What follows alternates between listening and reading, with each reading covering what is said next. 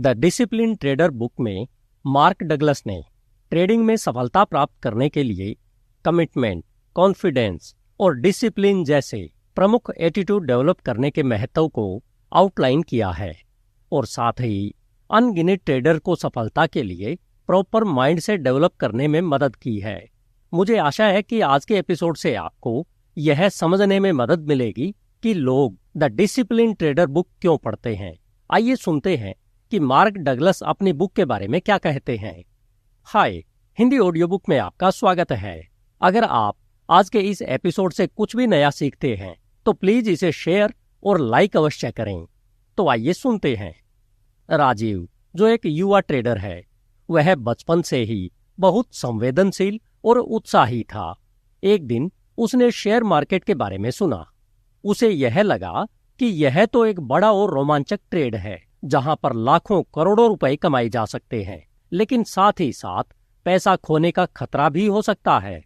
राजीव ने share trading के बारे में और अधिक जानने का निर्णय लिया और एक नए ऑर्गेनाइजेशन में एक वर्चुअल डीमैट अकाउंट खुलवाया और शेयर ट्रेडिंग की गहराइयों की स्टडी करने के लिए काम करने लगा। उसकी इस स्टडी ने उसे शेयर मार्केट में इन्वेस्ट करने के तरीके, रणनीतियों, तकनीकी चार्टों और नवीनतम मार्केट एनालिसिस के बारे में बहुत कुछ सिखाया। जब राजीव ने शेयर ट्रेडिंग में अपना पहला इन्वेस्टमेंट किया तो उसे असफलता का सामना करना पड़ा। उसका पूरा इन्वेस्टमेंट स्टॉप लॉस पर चला गया और उसने अपनी पूरी राशि खो दी।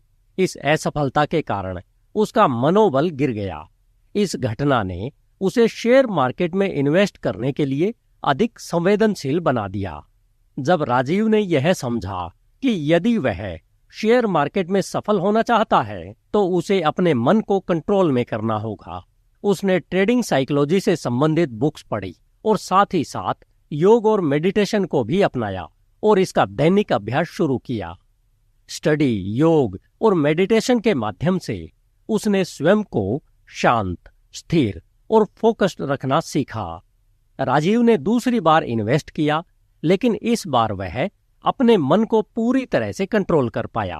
उसने अपने इन्वेस्टमेंट पर लगातार नजर रखी, तकनीकी चार्टों का उपयोग किया और अच्छी रणनीति अपनाई। वह मेंटल डिसिप्लिन की मदद से मार्केट में सफलता प्राप्त करने लगा। उसने अपने इन्वेस्टमेंट में स्थिरता बनाए रखने के लिए अपने ट्रेडिंग निर्णयों पर सटीकता से ध्यान दिया।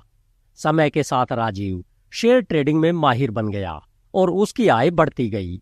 उसके साइकोलॉजिकल कंट्रोल और मेंटल डिसिप्लिन ने उसे असफलताओं के बावजूद ट्रेडिंग सेक्टर में मजबूती का संकेत दिया। राजीव ने सदैव शांत रहने की कला सीखी और यह साबित किया कि साइकोलॉजिकल कंट्रोल और मेंटल डिसिप्लिन ट्रेडिंग में इंपॉर्टेंट फैक्टर है। वह आज दूसरों को भी यह सिखाने का प्रयास करता है कि शेयर ट्रेडिंग में सफलता प्राप्त करने के लिए एक स्थिर मन और अनुशासन की बेहद आवश्यकता है। इसके लिए राजीव ने जो पहली बुक पढ़ी वह थी the discipline trader. Mark Douglas के अनुसार यह बुक एक सक्सेसफुल स्टॉक या फ्यूचर ट्रेडर बनने के लिए आवश्यक सेल्फ डिसिप्लिन और पर्सनल ट्रांसफॉर्मेशन की साइकोलॉजी को समझने के लिए एक कॉम्प्रिहेंसिव गाइड है। यह बुक ट्रेडिंग वर्ल्ड की अनयूजुअल साइकोलॉजिकल कैरेक्टरिस्टिक को सफलतापूर्वक अपनाने के लिए स्टेप बाय स्टेप गाइड के रूप में काम करेगी। ट्रेडिंग एनवायरनमेंट में प्रवेश करने वाले अधिकांश लोग गलती से इसे उस कल्चरल एनवायरनमेंट से बहुत अलग नहीं मानते हैं जिससे उन्हें लाया गया था। इन डिफरेंसेस को पहचाने बिना उनके पास यह जानने का कोई तरीका नहीं है कि सोसाइटी में प्रभावी ढंग से कार्य करने में उन्हें सक्षम बनाने के लिए हासिल किए गए कई बिलीफ्स ट्रेडिंग एनवायरनमेंट में साइकोलॉजिकल बैरियर के रूप में कार्य करेंगे, जिससे ट्रेडर के रूप में उनके लिए सक्सेस हासिल करना बेहद मुश्किल हो जाएगा। सक्सेस के उस लेवल तक पहुंचने के लिए जो वे ट्रेडर के रूप में चाहते हैं, उन्हें मार्केट के एक्शन को समझने के तरीकों में कम से कम कुछ बदलाव करने की आवश्यकता होगी। जी हाँ, शेयर ट्रेडिंग में कुछ नियम और अनुशासन होते हैं जो सामान्य सामाजिक नियमों से अलग होते हैं। इसे मैं आपको एक उदाहरण से समझाता हूँ। सोसाइटी में हमेशा यही बताया जाता है कि नकारात्मक बातचीत गलत होती है, लेकिन शेयर ट्रेडिंग में मार्केट की चर्चाओं और वितर्कों का एक महत्वपूर्ण हिस्सा है। ट्रेडर्स बाजार में विभिन्न मामलों पर विचार विमर्श करते हैं, विपरीत मत व्यक्त करते हैं और एनालिसिस करते हैं ताकि वे सही इन्वेस्ट की स्थिति पर निर्णय ले सकें। यह चर्चाएं वाद विवाद और विपरीत मतों के बीच तोल मोल करने का एक माध्यम है और अक्सर नए और नवीनतम विचारों की प्रेरणा प्रदान करते हैं। इसके अलावा शेयर ट्रेडिंग में रिस्क और मैनेजमेंट की डिमांड ज्यादा होती है। आमतौर पर सामाजिक नियम यह कहते हैं कि सुरक्षित विकास के लिए कम रिस्क लेना चाहिए, लेकिन शेयर ट्रेडिंग में ट्रेडर्स को हाई रिस्क लेने की क्षमता और उचित मैनेजमेंट की आवश्यकता होती है। वे मार्केट के इंडिकेटर्स, मार्केट वोलेटिलिटी और इन्वेस्टमेंट की स्थिति के आधार पर निर्णय लेते हैं। इसलिए शेयर ट्रेडिंग में सामान्य सोसाइटी के नियम या मान्यताएं पूरी तरह से नहीं चलती है। यह बिजनेस वर्ल्ड में अपनी खासियतों और नियमों के साथ एक अलग दुनिया है।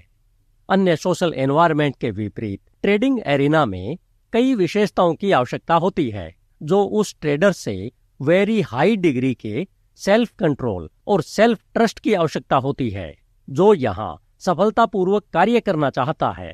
हालांकि हम में से कई लोगों में सेल्फ कंट्रोल की कमी होती है, क्योंकि बचपन में हमने एक स्ट्रक्चर्ड एनवायरनमेंट में कार्य करना सीखा है, जहां हमारा बिहेवियर हमसे अधिक पावरफुल किसी व्यक्ति द्वारा कंट्रोल किया जाता था, जिसका उद्देश्य सोसाइटी की एक्सपेक्टेशन के अनुसार हमारे बिहेवियर को ढालना था। इस प्रकार हमें एक्सटर्नल फोर्स के द्वारा रिवार्ड्स और पनिशमेंट के सिद्धांत के माध्यम से कुछ खास तरीकों से बिहेव करने के लिए फोर्स किया गया। एक रिवार्ड के रूप में हमें अपने आप को किसी वांछित तरीके से अभिव्यक्त करने की स्वतंत्रता दी जाएगी, और सजा के रूप में हमें या तो जो हम चाहते थे उसे प्राप्त करने से रोका जाएगा, जिससे हमें भावनात्मक पीड़ा होगी, या हमें विभिन्न प्रकार के शारीरिक दंड दिए जाएंगे जिससे हमें शारीरिक पीड़ा होगी।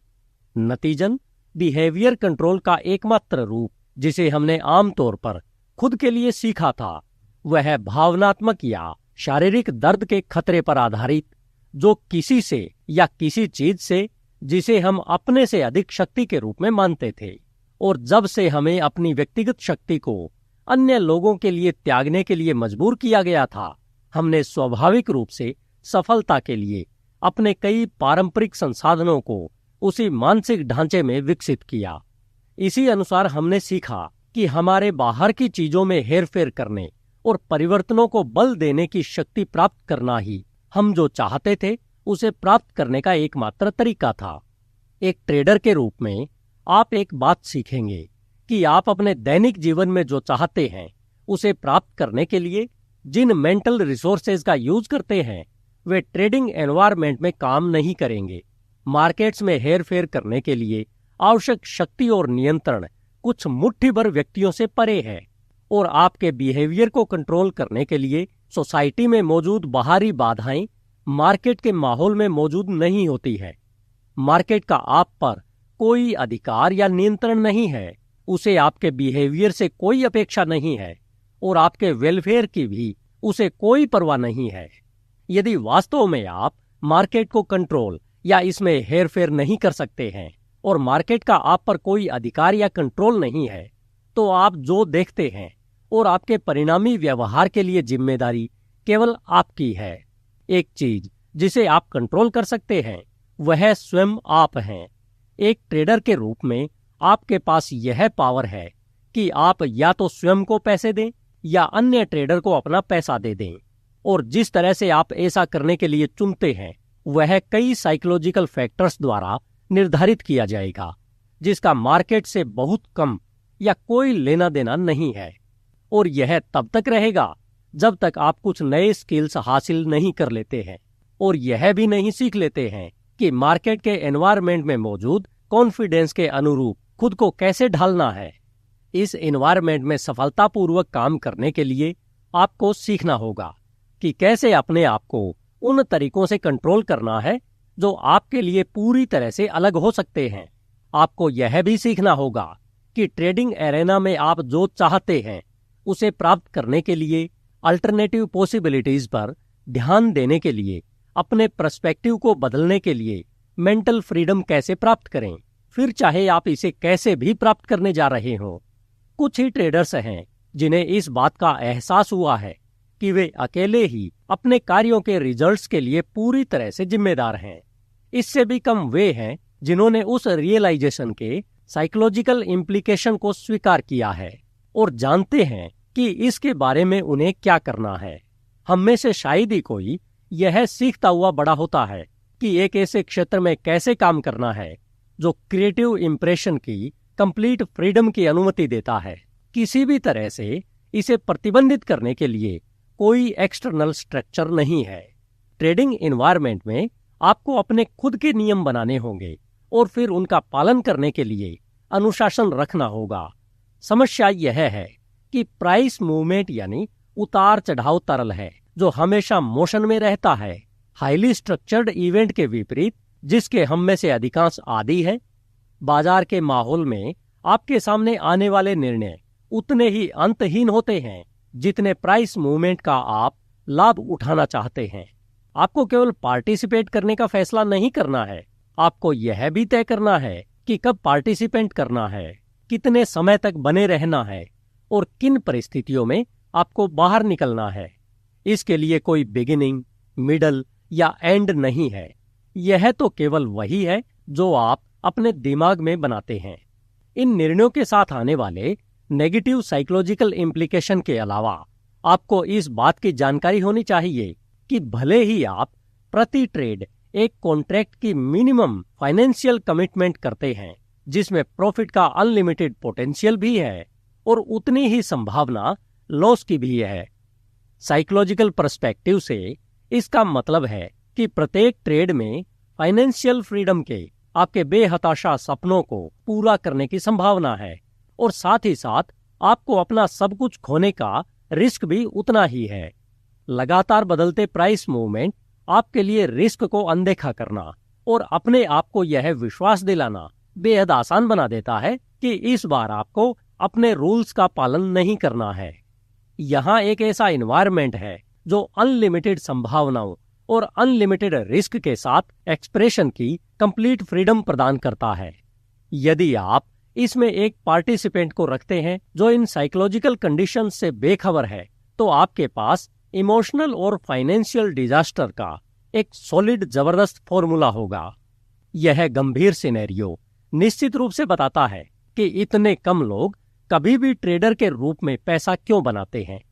वास्तव में लगभग सभी लोग जो ट्रेड करने का प्रयास करते हैं वे कठिनाइयों को पूरी तरह से कम आंकते हैं और इसके फलस्वरूप अपनी बढ़ी हुई अपेक्षाओं को पूरा करने की अपनी क्षमता को अधिक आंकते हैं।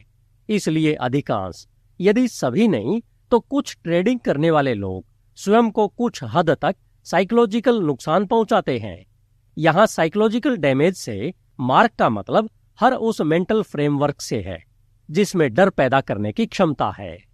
डर एनवायरमेंटल कंडीशन के बारे में किसी भी उस विश्वास से उत्पन्न होता है जिसमें तनाव, चिंता, भ्रम, निराशा या विश्वासघात जैसे शारीरिक और भावनात्मक दर्द पैदा करने की क्षमता होती है। दर्दनाक भावनात्मक स्थितियां मूल रूप से अधूरी अपेक्षाओं का परिणाम है। अधूरी अपेक्षाएं किसी व्यक्ति के विश्वासों के बीच संघर्ष पैदा करती है कि चीजें कैसी होनी चाहिए, जो वास्तविक एनवायरमेंट कंडीशन में उन बिलीफ से मेल नहीं खाती है। यह संघर्ष हमारी भावनाओं के माध्यम से दर्द के रूप में व्यक्त किया जाता है, जिसे हम आमतौर पर तनाव, चिंता, भ्रम आदि के रूप में जानते हैं। एक समय की बात है, लक्ष्य नामक एक युवक अपने जीवन में बहुत सारे सपने लेकर आगे बढ़ रहा था। उसकी इच्छाएं बहुत ऊंची थी, जिन्हें पूरा करने के लिए वह एक ट्रेडर बनने की इच्छा रखता था। लक्ष्य के मन में बड़ी उम्मीदें और आकांक्षाएं थी, लेकिन जीवन के अज्ञात और अनिश्चित पहलुओं से उनकी पूर्ति नहीं हो रही थी। यही अधूरी इच्छाएं और निराशा से उत्पन्न तनाव उसकी चिंता और भ्रम को प्रबल कर रही थी। उसके जीवन में एक दिन उसे एक बड़ा नुकसान हुआ, जिससे वह अपनी प्राथमिकताओं और सपनों से दूर हो गया था और उसे लगा कि वह अपनी मंजिल की ओर कभी नहीं बढ़ पाएगा।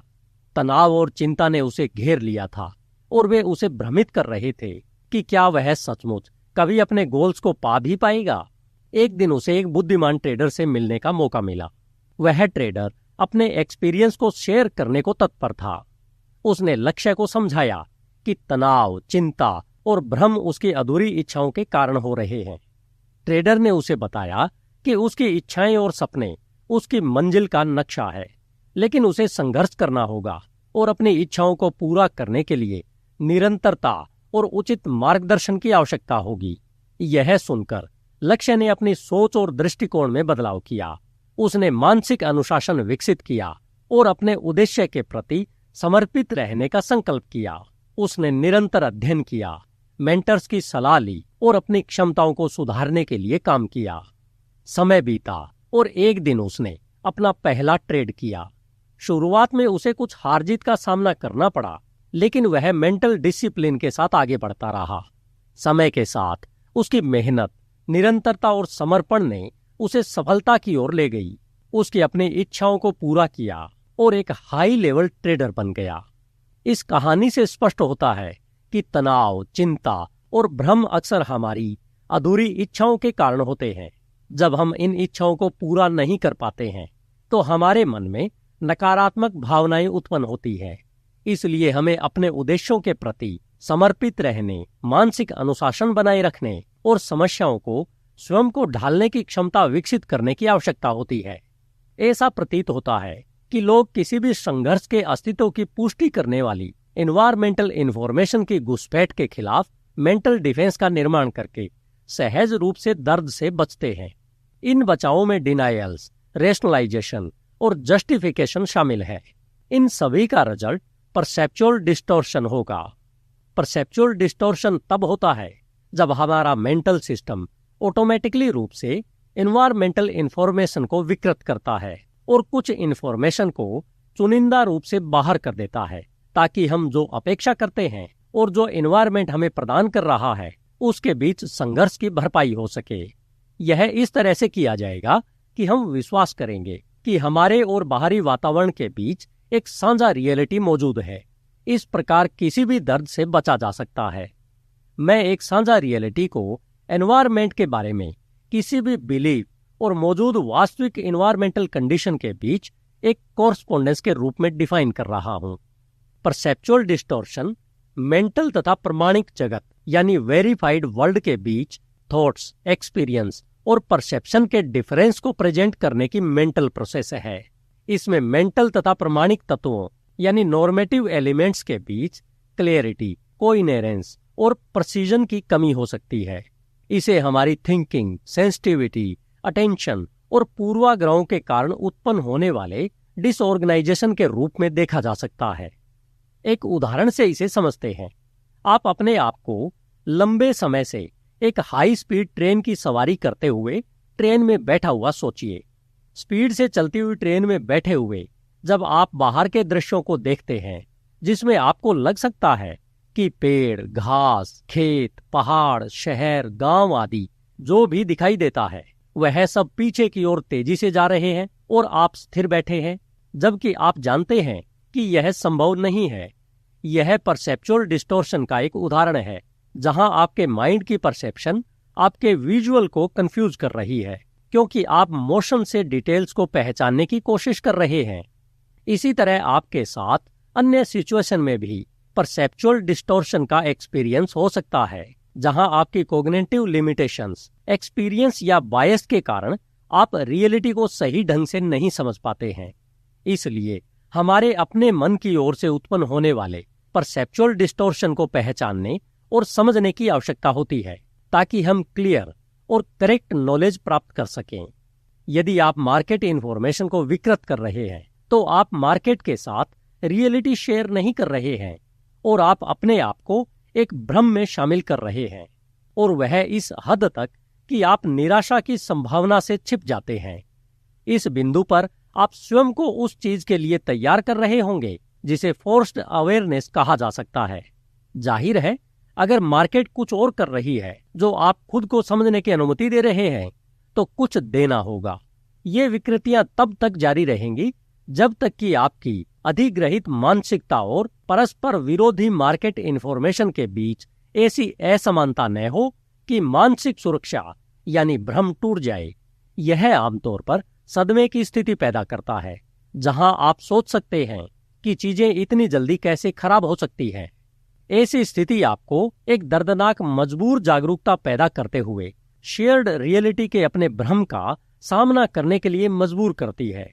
अपने ट्रेडिंग करियर में किसी बिंदु पर आपको यह समझने की आवश्यकता होगी कि कैसे हम सभी हमारी सामान्य परिवेश के कारण मार्केट इवेंट्स को अपनी धारणा के माध्यम से नियंत्रित करने का प्रयास करते हैं कि हम क्या सोचते हैं और फिर उन उम्मीदों पर सख्ती से कायम रहते हैं। यह वह जगह है जहां आपको यह सीखने की आवश्यकता है कि किस प्रकार का मानसिक लचीलापन लाया जाए जो आपको अन्य विकल्पों और संभावनाओं के बारे में जागरूक होने के लिए अपना दृष्टिकोण बदलने की अनुमति देता है। आप मार्केट को कंट्रोल करने में सक्षम नहीं हो सकते हैं, लेकिन हाई डिग्री की ऑब्जेक्टिविटी प्राप्त करने के लिए आप उनके बारे में अपनी धारणा को नियंत्रित कर सकते हैं, जिसके परिणाम स्वरूप मार्केट के साथ हायर डिग्री की शेयर रियलिटी होती है। शेयर्ड रियलिटी सामाजिक संगठन, सामूहिक अभिव्यक्ति और साझा मानसिक अवधारणाओं के माध्यम से लोगों के बीच एक सामंजस्यपूर्ण और सामान्य समझ को स्थापित करती है। ये जबरन जागरूकता, चाहे कितनी भी दर्दनाक क्यों न हो, ये आपको मार्केट द्वारा पेश किए जाने वाले अवसरों की ओर आकर्षित होने से नहीं रोक पाएंगे। हालांकि आप पर एक्यूमुलेटिव साइकोलॉजिकल इफेक्ट बहुत नेगेटिव होगा। यदि आपने कई मजबूर जागरूकता का सामना किया है, तो मार्केट एक्टिविटी की आपकी धारणा अंततः अवसर तलाशने की बजाय दर्द से बचने के प्रयास में लग जाएगी और आपका पैसा खोने का डर, गलत होने या अवसर चूकने का डर कार्य करने या न करने के लिए आपका प्राइमरी मोटिवेशन बन जाएगा। अब जब डर कुछ करने या न करने के लिए मोटिवेशन बन जाता है, तो कई बड़ी समस्याएं उत्पन्न होती है। सबसे पहले तो यह आपके ध्यान के फोकस को कम करके आपके डर की वस्तु पर रखते हुए आपके कथित अवसरों की सीमा को सीमित कर देगा। इसका मतलब यह है कि सभी उपलब्ध मार्केट इंफॉर्मेशन में से आप केवल ऐसी इंफॉर्मेशन ही देखेंगे जिससे आप सबसे ज्यादा डरते हैं। आपका डर व्यवस्थित रूप से आपकी जागरूक मार्केट इंफॉर्मेशन से बाहर हो जाएगा, जो अन्य विकल्पों और अवसरों के अस्तित्व का संकेत देगा। जैसा कि आप डर और धारणा के बीच नकारात्मक संबंध को समझना शुरू करते हैं, आपको यह जानकर आश्चर्य हो सकता है कि नुकसान से बचने के आपके प्रयासों से आप वास्तव में उन्हें पैदा करते हैं। डर किसी भी स्थिति में आपकी प्रतिक्रियाओं की सीमा को भी सीमित कर देगा। कई ट्रेडर्स को तब काफी नुकसान होता है जब वे जानते हैं कि वे वास्तव में क्या करना चाहते हैं, लेकिन जब एग्जीक्यूट करने का क्षण आता है तो वे खुद को ही पूरी तरह से स्थिर पाते हैं। ट्रेडिंग एनवायरनमेंट में, अनस्ट्रक्चर्ड कैरेक्टर वाले एनवायरनमेंट में कोई भी सक्सेसफुल होने से पहले किसी को भी सेल्फ कॉन्फिडेंस और सेल्फ ट्रस्ट की सर्वोच्च भावना विकसित करने की आवश्यकता है।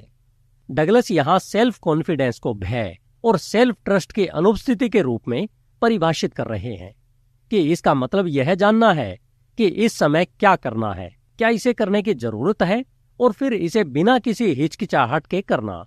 कोई भी हिचकिचाहट केवल सेल्फ डाउट और भ्रम पैदा करेगी। जिस हद तक सेल्फ डाउट मन की एक अवस्था के रूप में मौजूद है, उसी हद तक आप भय, चिंता और भ्रम महसूस करेंगे। नेगेटिव एक्सपीरियंसेस जो फियर, एंजाइटी और कंफ्यूजन की स्थिति में ट्रेडिंग से उत्पन्न होते हैं, इनएडिक्वेंसी और पावरलेसनेस के पहले से मौजूद विश्वास को बनाएंगे या जोड़ेंगे। भले ही हम में से कोई भी जो चल रहा है उसे दूसरों से छिपाने की कितनी भी कोशिश कर ले, हम स्पष्ट रूप से अपने रिजल्ट्स को खुद से नहीं छिपा सकते हैं। यदि मार्केट बिहेवियर आपको रहस्यमय लगता है, तो ऐसा इसलिए है क्योंकि आपका अपना बिहेवियर रहस्यमय और असहनीय है। आप वास्तव में यह निर्धारित नहीं कर पा रहे हैं कि मार्केट आगे क्या करने की संभावना रखता है, जब आप यह भी नहीं जानते कि आप आगे क्या करेंगे, भले ही आप कुछ भी महसूस करते हो या चाहते हो। कुछ सक्सेसफुल ट्रेडर्स जिन्होंने किसी तरह इन साइकोलॉजिकल ऑब्स्टेकल्स को पार कर लिया है, अपनी ट्रेडिंग विजडम को एक पंक्ति के अनुसार चलाया, जैसे नुकसान से सीखें, प्रवाह के साथ बहें, ट्रेड आपका मित्र है, अपने घाटे में कटौती करें और अपने मुनाफे को चलने दें, बाजारों को जानने के लिए आपको खुद को जानने की जरूरत है और इसी तरह की कुछ ज्ञान भरी बातें। डिसिप्लिन ट्रेडर पूरी तरह से इस सलाह के साइकोलॉजिकल कंपोनेंट्स की पूरी तरह से पड़ताल करता है, देखता है और फिर इस सलाह के साइकोलॉजिकल कंपोनेंट्स को स्टेप बाय स्टेप सीखने की प्रोसेस में व्यवस्थित करता है। यह एक ऐसी प्रोसेस है जो आपको ट्रेडिंग एनवायरनमेंट में खुद को सक्सेस ओरिएंटेड करने के लिए आवश्यक विभिन्न स्टेप्स में ले जाती है। यह ऑडियो बुक आपको बताएगी कि वे कौन से स्किल्स आवश्यक हैं और उन्हें आपको समझने की आवश्यकता क्यों है, और सबसे महत्वपूर्ण, उन्हें सीखने के बारे में कैसे जाना जाए। यह बुक 4 सेक्शंस में ऑर्गेनाइज्ड है। पहले सेक्शन में पहले 2 चैप्टर हैं जो इंट्रोडक्शन के रूप में कार्य करते हैं। दूसरे में चैप्टर 3 से 8 तक शामिल हैं और एक सक्सेसफुल ट्रेडर बनने की प्रॉब्लम्स या चैलेंजेस को डिफाइन करता है। तीसरे सेक्शन में 6 चैप्टर शामिल हैं जो आपको बुनियादी अंतर्दृष्टि प्रदान करेंगे, जो आपको यह पहचानने में मदद करेंगे कि आपके मेंटल एनवायरनमेंट में क्या बदलना है और इसे बदलने के लिए आप क्या कर सकते हैं। चौथे सेक्शन में चैप्टर 15 से 16 शामिल है जो स्पेसिफिक ट्रेडिंग स्किल्स डेवलप करने के लिए सब कुछ एक साथ एक यूनिफाइड स्ट्रक्चर में ढालते हैं। आप सीखेंगे कि मार्केट एक्शन को एक ऑब्जेक्टिव पर्सपेक्टिव से कैसे देखा जाए। यह निर्धारित करें कि आपको खुद को कहाँ सीमित करने की आवश्यकता है, प्रोडक्टिव और साइकोलॉजिकल रूप से हेल्थी वे से उन सीमाओं का विस्तार करने के लिए आपको कौन से कदम उठाने की आवश्यकता होगी। तो अभी आपने बुक के स्ट्रक्चर के बारे में जान लिया है। इससे यह तो क्लियर हो गया है कि मार्क डगलस की यह बुक काफी इंटरेस्टिंग और इंफॉर्मेटिव है, जिसे बेहद फ्रेंडली और सिंपल भाषा में लिखा गया है। हम अगले एपिसोड में बुक के पहले पार्ट के पहले चैप्टर के बारे में चर्चा करेंगे, जिसका नाम है मैंने यह बुक क्यों लिखी। अगर आपको मेरा यह प्रयास पसंद आया हो तो मुझे कमेंट करके अवश्य बताएं, लाइक करें और अपने कम से कम 4 दोस्तों के साथ इसे सोशल मीडिया पर शेयर अवश्य करें। धन्यवाद। मिलते हैं hindioaudiobook.com के नॉलेज से भरपूर अगले एपिसोड में। hindioaudiobook.com। आपका दिन शुभ हो।